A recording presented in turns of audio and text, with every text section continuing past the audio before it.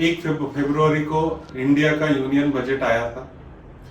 ये बजट में काफी सारी चीजें आई हैं, अच्छी चीजें, कुछ लोगों को पसंद नहीं आई, कुछ लोगों को पसंद आई है। तो हम आज सिर्फ एक ही पर्टिकुलर प्रोविजन को डिस्कस करेंगे जो हमारे एसएमई इंडस्ट्री के लिए बहुत इंपॉर्टेंट है। तो वो प्रोविजन क्या है? तो section 43B of income tax, इसमें एक नया क्लॉज H इंट्रोड्यूस किया गया है। No, what is 43B? हम बहुत सारे एक्सपेंडिचर जो है डिडक्शन क्लेम करते हैं हमारे प्रॉफिट एंड लॉस अकाउंट में, जिसको माइनस करने के बाद हमारा टैक्सेबल इनकम आता है या प्रॉफिट आता है।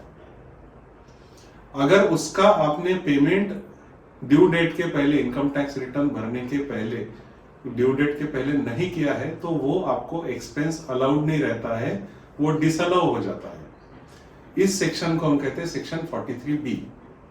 इसमें और एक प्रोविजन नया ऐड किया है कि अगर आप as a assessee, income tax payer, किसी एमएसएमई से कोई सर्विस ले रहे या कोई प्रोडक्ट ले रहे और उनके साथ आपकी एक ड्यू डेट तय हुई है या ड्यू डेट तय नहीं हुई है, तो जो एमएसएमई डेवलपमेंट एक्ट के सेक्शन 15 के तहत जो भी टाइम लिमिट होती है उसके अंदर अगर आप उस एमएसएमई को पेमेंट नहीं करते हैं तो उस एमएसएमई से जो भी प्रोडक्ट या सर्विस आपने ली है उसके अगेंस्ट आप जो एक्सपेंडिचर क्लेम कर रहे हैं उसका डिडक्शन आपको मिलेगा नहीं।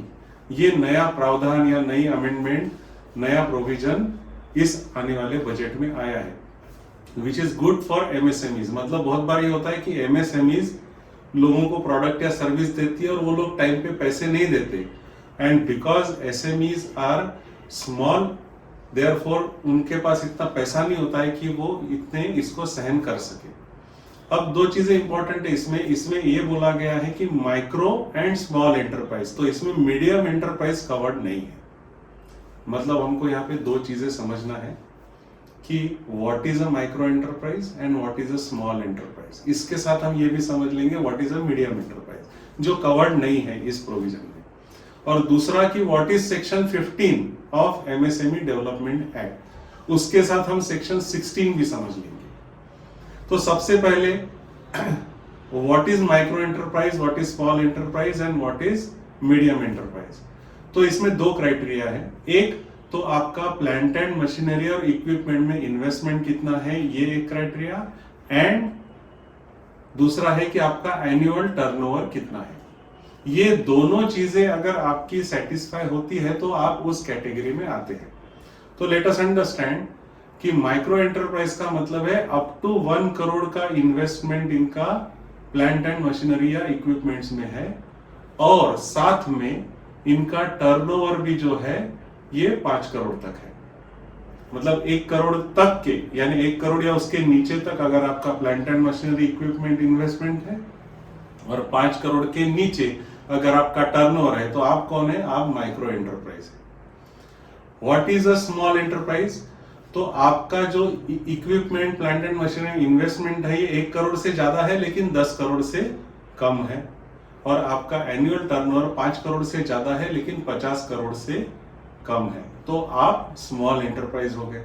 तो ये दोनों माइक्रो एंड स्मॉल एंटरप्राइजेस के लिए ये special facility income tax act में इंट्रोड्यूस की गई है कि इनको अगर आप इनसे कुछ प्रोडक्ट या सर्विस लेते हैं और विद इन टाइम लिमिट अगर इनको पेमेंट नहीं करते हैं तो इनसे ली गई प्रोडक्ट और सर्विस का आप एक्सपेंडिचर भी क्लेम नहीं कर पाओगे। आप एक्सपेंडिचर तब क्लेम कर पाओगे जब आप इनको पेमेंट करोगे। Now what is medium enterprise?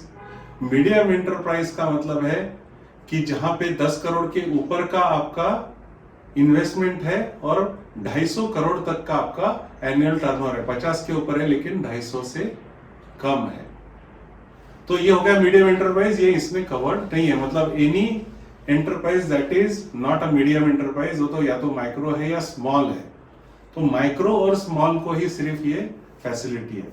अब दूसरा मुद्दा इसमें आता है what is section 15 of MSME development act. तो सेक्शन 15 ये कहता है कि when you buy a product और service from any micro, small और मीडियम एंटरप्राइज, तो इसमें नॉर्मली आपकी उनके साथ में एक डेट राइटिंग में तय हो जाना चाहिए कि ये ड्यू डेट है, इस तारीख को हम पेमेंट करेंगे। या अगर आपका राइटिंग में कोई एग्रीमेंट नहीं है तो उस केस में, या राइटिंग में है तो भी 45 दिन से ज्यादा आपका ड्यू डेट नहीं रहना चाहिए। मतलब आप राइटिंग में भी कुछ एग्रीमेंट करोगे तो 45 दिन ये मैक्सिमम कर सकते हो, और राइटिंग में नहीं है तो 45 दिन आपका ड्यू डेट हो गया। So this is what the section 15 says. अब इसमें ये प्रोविजन है कि अगर आप 31 मार्च के पहले आपके 45 दिन खत्म हो गए और आपने पेमेंट नहीं किया तो आपको डिडक्शन नहीं मिलेगा।